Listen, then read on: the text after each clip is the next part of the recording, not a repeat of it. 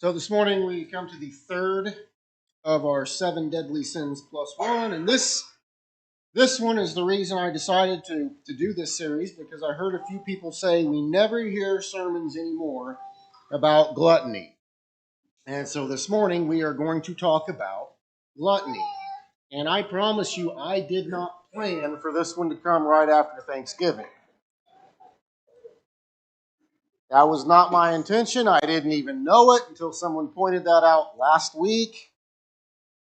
Spirit moves in mysterious ways. I'm going to throw a warning out there. Gluttony is one of those sins that we don't really give much attention to. And if I were to ask what role gluttony has in your life, most of you, if not all of you, would probably say not much. And this morning I'm going to rebut that with a lot more than you think. Fair warning, I'm going to step on some toes, my own toes included. How many people here like food? Yeah, I think we all like food. Personally, I'm a fan of food. Gluttony has sometimes been referred to as the acceptable sin, which is interesting because originally it made the list of 7 deadly sins. How does it go from deadly to acceptable? I think it's because in our culture we have changed the way we think about food. And when we think of gluttony, we usually think of overeating. It's someone who just eats and eats and eats until they throw up. We think of someone who is always eating. Maybe they have an addiction to food. Food addiction is a real problem. And even people who may not be addicted to it, they will turn to it for comfort.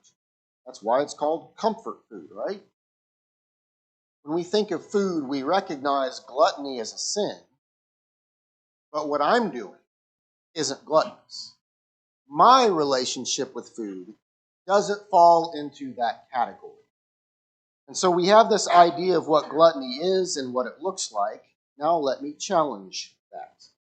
What exactly is gluttony? Basic definition of gluttony is overindulgence or excess in eating or drinking. Okay? Well, what is overindulgence and excess? Long, long ago, Thomas Aquinas defined 5 different ways a person could be gluttonous. Eating food that is too luxurious, exotic, or costly. Eating food that is excessive in quality, too daintily or elaborately prepared.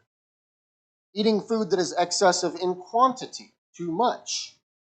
Eating hastily, too soon, or at inappropriate times, and eating greedily, too eagerly. So, do any of those apply to you? Have you ever had a meal that was really fancy and cost way too much? Gluttony.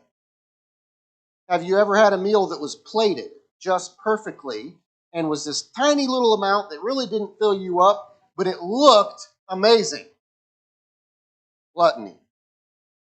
Ever eat something that was quite luxurious, maybe something exotic that you can't normally get in most places, and so you got it because you can't get it anywhere else? Gluttony. If you consider yourself a foodie, that's a pretty big red flag. You're falling under the heading of gluttony. What about special demands regarding food?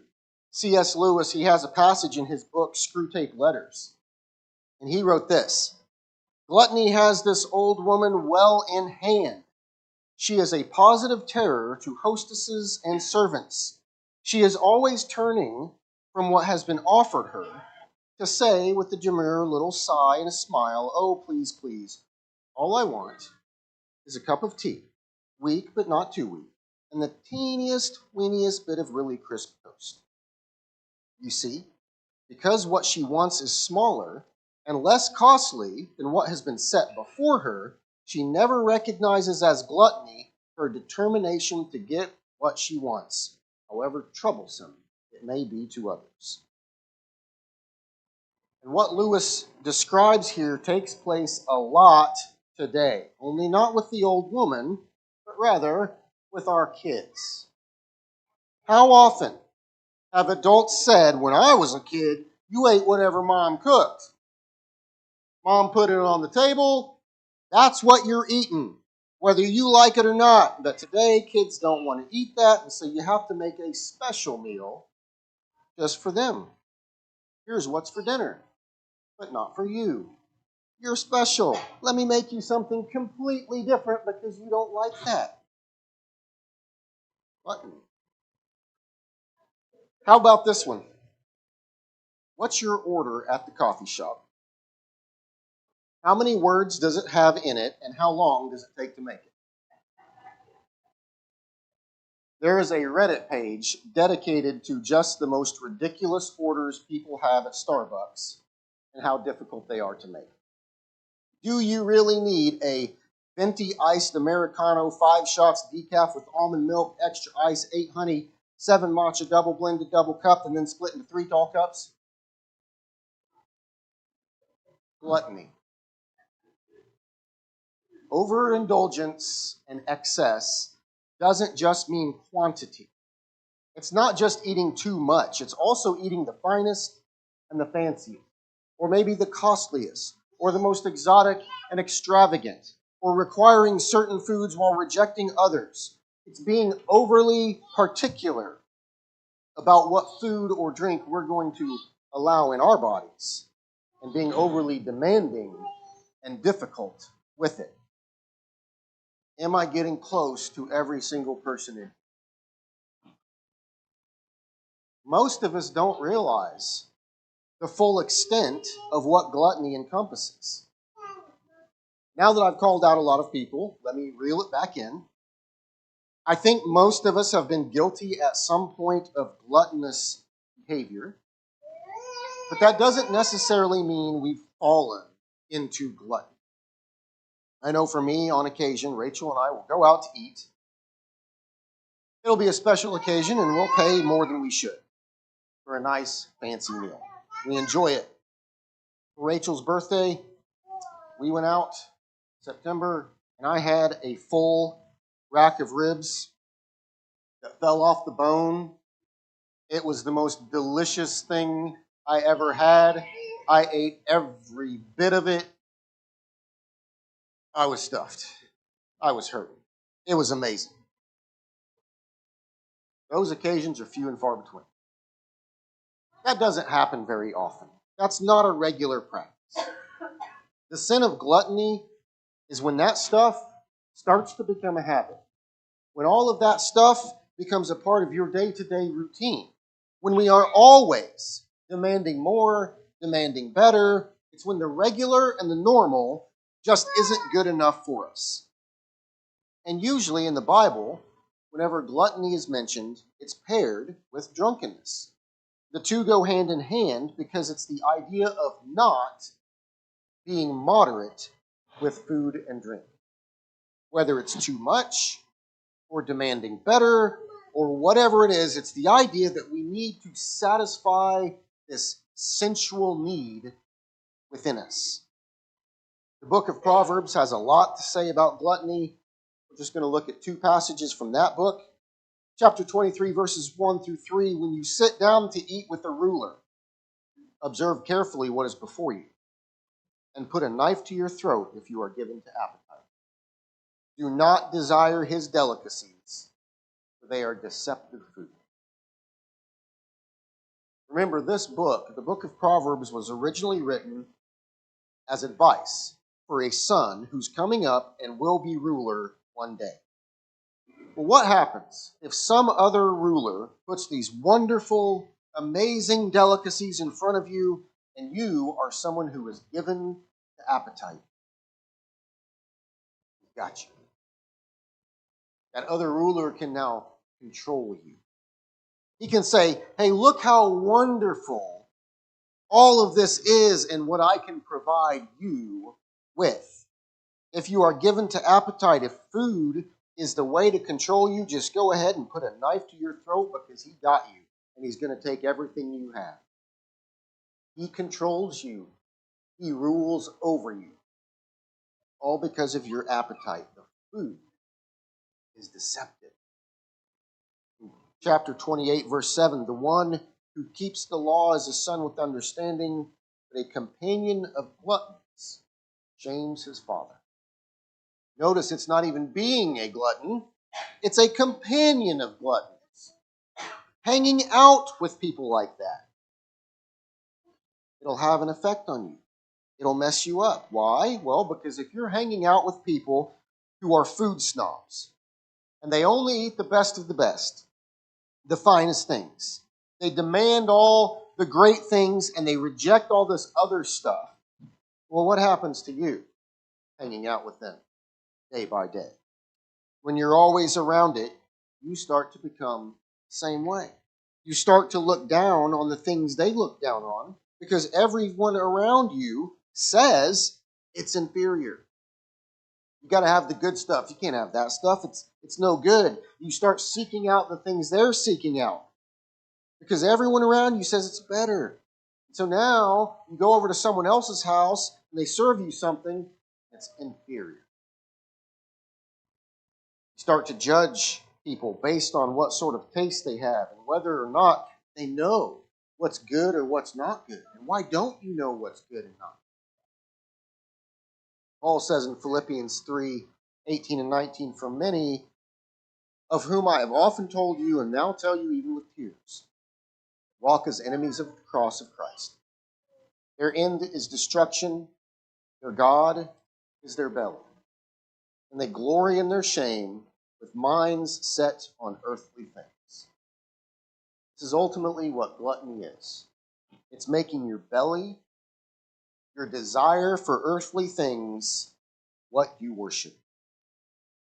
And it may be that you don't care what kind of food it is, you just need more and more and more of it, and it's overeating. The overeating controls you. It's in charge of you. That becomes your God. Maybe it's just seeking out the best of the best meal. Well, that search, that longing, that looking for, that desire controls you. It becomes your God. At its core, gluttony is about giving food and drink so much importance in your life that it actually becomes the thing you worship. The thing that gets your time and attention. The thing that you are devoting your money to. In the end, it's the thing that controls you. And it becomes your God.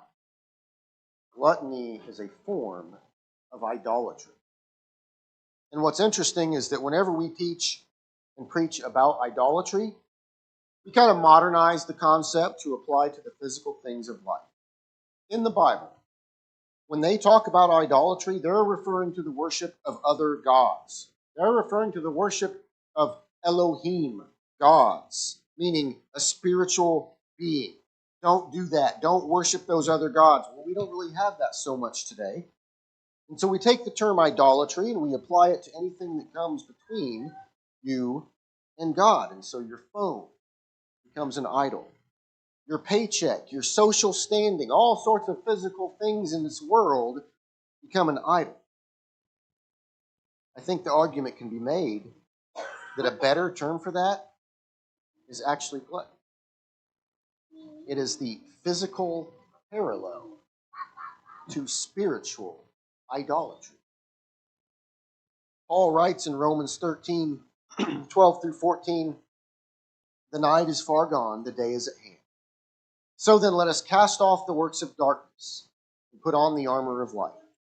Let us walk properly, as in the daytime, not in orgies and drunkenness, not in sexual immorality and sensuality, not in quarreling and jealousy, but put on the Lord Jesus Christ and make no provision for the flesh to gratify its desires. When we hear provision for the flesh and gratifying its desires, we often connect that to lust, sexual desires, maybe physical comfort, desiring more money to buy the nicest things. How often, though, does food and drink figure into that verse right there? We have a tendency to downplay and oversimplify the sin of gluttony to the point where we know lots of people struggle with lots of sins and temptations, but gluttony is almost never one. That never comes up. That doesn't even come to play because we assume that's just an out-of-control eating habit that leads to all sorts of health problems. The reality is that's just one aspect of gluttony.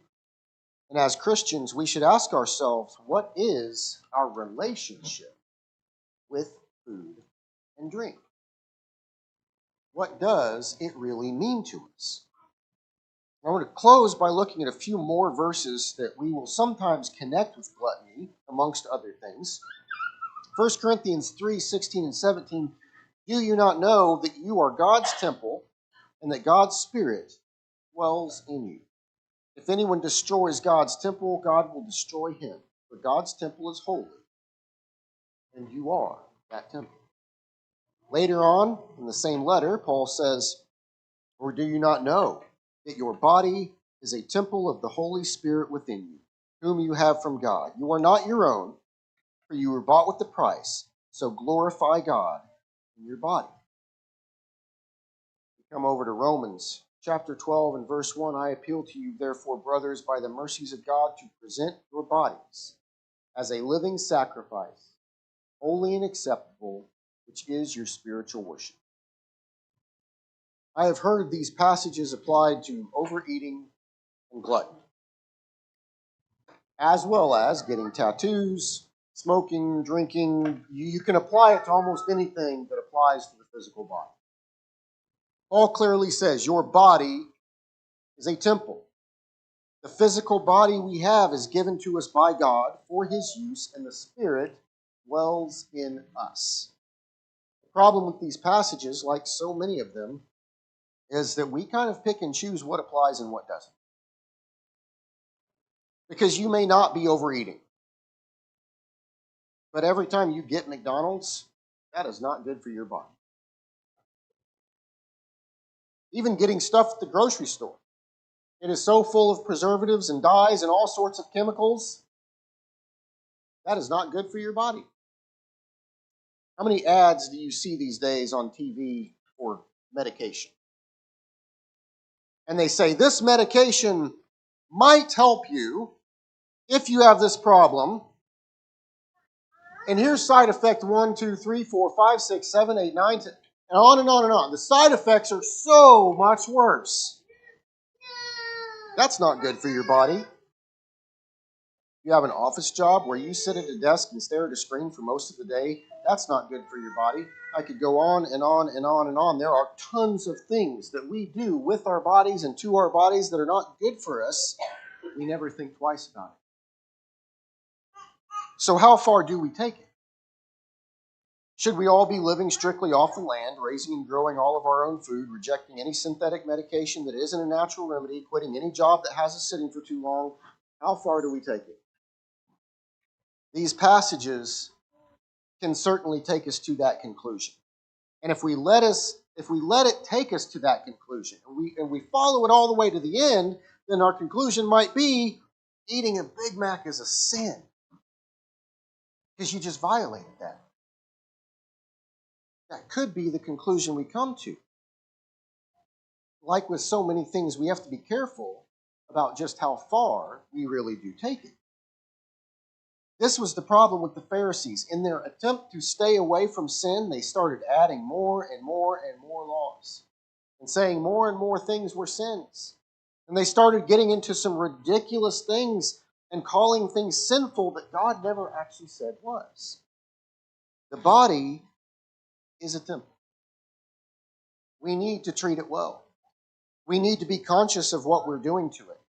Gluttony, in the form of overconsumption, excessive consumption, is bad. It's unhealthy. It's not a good way to treat the temple. The flip side of that is gluttony in the form of being overly particular.